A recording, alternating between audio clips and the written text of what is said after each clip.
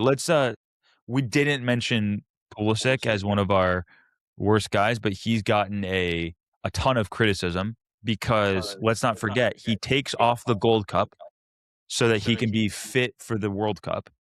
And then he's in the World Cup and he rests for half of it. He misses he misses a game, he Rest, misses a dude, half. and he got Well, no, I'm just injured. saying, He got I'm just injured. saying, yeah, I'm just saying he and in the Belgium game with the biggest, brightest lights, he was the worst player in terms of turnovers on the field.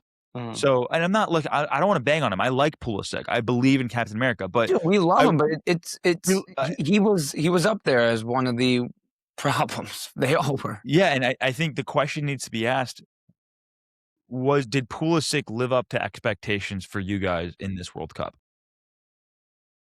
No, but I don't think he wasn't on the field enough. But also no, like he didn't live up to expectations, but he wasn't on the field enough.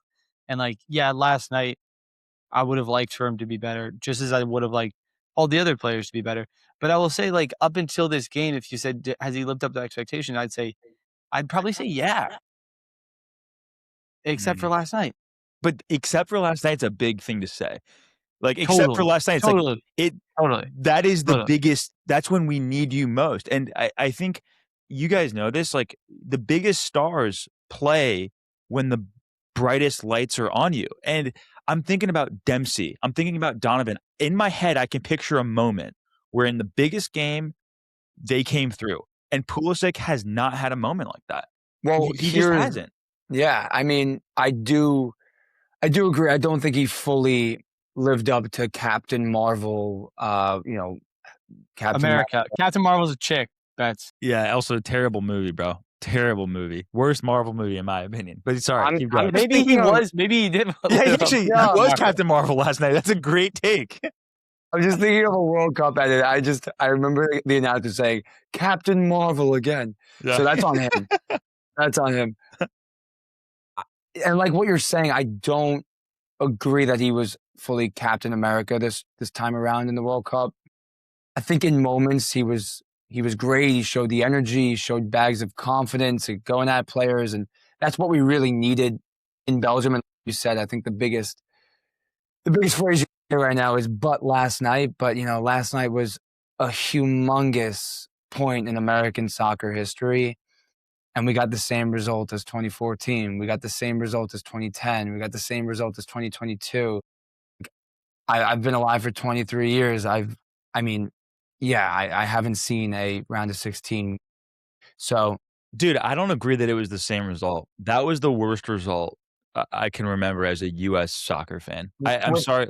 It was embarrassing. It was actually embarrassing. Yeah, with how much was on the line. And the hype. Think about the hype, like the hype around the team, the talent they had, and to get spanked like that 4-1. It was, dude. In 2014, Belgium was better, but we played them hard. Like it was 2-1.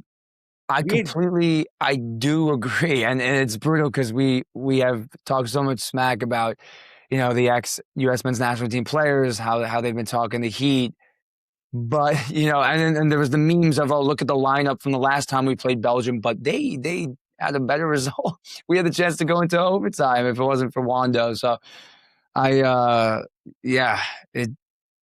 wasn't expecting that result. And then just the Lukaku goal at the end is like just an absolute, that's just the cherry on top, where it's like the 80th, whatever, 75th minute, and they pan over to Lukaku putting his jersey on. It's like, it's like being an NBA game and then panning over to Kobe coming in the fourth quarter after he hadn't played. So it was just not. Guys, just real quick, we took them to overtime in 2014. We lost 2-1 in overtime. Oh, you're right. Dude, you're great point. I'm sorry. Great point. Yeah, so like we were really correct. Like Wando could have won it in regulation for us. Sorry, we took him to overtime. That's kind of what makes that game even more insane. Is like if we convert that chance, game's over.